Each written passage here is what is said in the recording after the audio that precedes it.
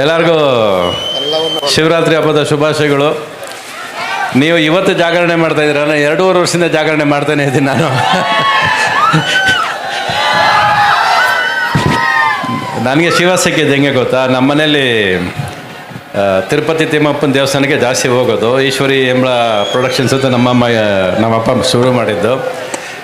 So ಜಾಸ್ತಿ ತಿರುಪತಿಗೆ ಹೋಗ್ತಾ ಇದ್ದೆ ನಾನು. ಅದೇನೋ ತಿರುಪತಿಗೆ ಹೋಗೋದೇ ಬಿಟ್ಬಿಟ್ಟೆ ಮಧ್ಯ ನಾನು.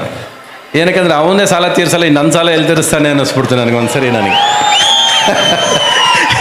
ಅದಾದಮೇಲೆ 2000 ಮಲ್ಲ ಮಾಡ್ತಿರ್ಬೇಕಾದ್ರೆ ಫಸ್ಟ್ ಟೈಮ್ ನನಗೆ ಶಿವ ಸ್ಟ್ಯಾಚ್ಯೂ ಒಂದು ತುಂಬ ಇಷ್ಟಪಟ್ಟಿದ್ದು. ನಾನು ತುಂಬ ಇಷ್ಟಪಟ್ಟು ಒಂದು ಶಿವ ಸ್ಟ್ಯಾಚ್ಯೂ ಪರ್ಚೇಸ್ ಮಾಡ್ತೀನಿ ನಾನು. ಅಲ್ಲಿಂದ ಇವತ್ತುವರೆಗೂ ನಾನು ಎಲ್ಲಿ ಹೋದರೂ ಶಿವ ಸಿಗ್ತಾನೆ ನನಗೆ, ಎಲ್ಲಿ ಹೋದ್ರೂ ಸಿಗ್ತಾನೆ. ಏನೋ ಒಂದು ಕಾರಣಕ್ಕೆ ನೋಡಿ, ಇವತ್ತು ಇಷ್ಟು ದೂರ ಕರ್ಸ್ಕೊಂಡಿದ್ದೆ ಮಹಾರಾಜ, ಶಿವರಾತ್ರಿ ಕರ್ಸ್ಕೊಂಡಿದ್ದೇನೆ ಅಂದರೆ ಅವನೇ ಕರ್ಸ್ಕೊಂಡಿರೋದು. ಶಿವ ಯಾವತ್ತೂ ನನಗೆ ಆಶೀರ್ವಾದ ಮಾಡ್ತಾನೆ. ಆದರೆ ಇವತ್ತು ಆಂಜನೇಯನ ಶಕ್ತಿ ಕೊಡೋಕ್ಕೂ ನಮ್ಮನ್ನು ಕರ್ಸ್ಕೊಂಡ್ಬಿಟ್ಟಿದ್ದಾರೆ. ಇಲ್ಲ, ಅವನು ಕರ್ಸ್ಕೊಂಡವ್ ನನಗೆ. ನಮ್ಮ ಮನೇಲಿ ಯಾವಾಗಲೂ ಹೇಳೋರು, ನೀನು ದೇವಸ್ಥಾನಕ್ಕೆ ಬರಲ್ಲ, ಯಾವಾಗಲೂ ಹೇಳಲ್ಲ, ದೇವಸ್ಥಾನಕ್ಕೆ ಯಾಕೆ ಬರಲ್ಲ ಅಂತೇವರು. ದೇವ್ರು ನಮ್ಮನ್ನು ಕರ್ಸ್ಕೋಬೇಕು, ನಾವು ಹೋಗೋದ್ರೆ ದೇವ್ರು ನೋಡಿಕೊಂಡು ನಮಗೆ ಋಣ ಇರಬೇಕು ಕರ್ಸ್ಕೋಬೇಕಾದ್ರೆ.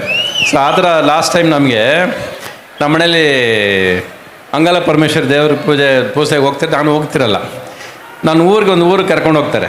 ಸರ್ ಬನ್ನಿ ಸರ್ ಅಂತ ಒಂದು ಫಂಕ್ಷನ್ಗೆ. ಅಲ್ಲಿ ಹೋದರೆ ಅಂಗಾಲ ಪರಮೇಶ್ವರಿ ಗುಡಿ ಒಳಗೆ ಕರ್ಕೊಂಡೋಗಿ ಗರ್ಭಗುಡಿ ಒಳಗೆ ಕುಂಕುಮ ಇಟ್ಟು ಕಳಿಸ್ತಾರೆ. ಸೊ ಆ ಥರ ದೇವರು ಅವನೇ ನನ್ನ ಇಷ್ಟಪಟ್ಟು ಕರ್ಸ್ಕೊತಾನೆ. ಆ ಥರ ಓಟ್ ಬರ್ತಾ ಇರ್ತೀನಿ ನಾನು. ಅದು ಒಟ್ಟಲ್ಲಿ ನಿಮ್ಮನ್ನೆಲ್ಲ ನೋಡಿದ್ರೆ ತುಂಬ ಖುಷಿ ಆಯ್ತು. ಇವತ್ತೆಲ್ಲ ಜಾಗರಣೆ ಮಾಡ್ತೀರಾ ನೀವೆಲ್ಲ? ಅಂದರೆ ರಾತ್ರಿಯಲ್ಲೇ ಎದ್ದಿರ್ತೀರಾ? ಹೌದಾ? ಏನು ಮಾಡ್ತೀರಾ ರಾತ್ರಿಯಲ್ಲೇ ಎದ್ದು? ಸುಮ್ಮನೆ ಕೂತ್ಕೊಂಡು ಓಂ ನಮಃ ಶಿವ ಹೇಳಿದ್ರೆ ಸಾಲದು, ಮನಸ್ಸು ಬದಲಾಗಬೇಕು ಅಲ್ವಾ?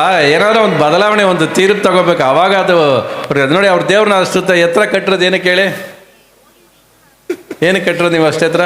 139 ಅಡಿ, 161 ಅಡಿ. ಅಂದರೆ ದೇವ್ರು ಎಟ್ಕಲ್ಲ ಅಂತ ಹೇಳ್ತೀರಾ ನಮಗೆ.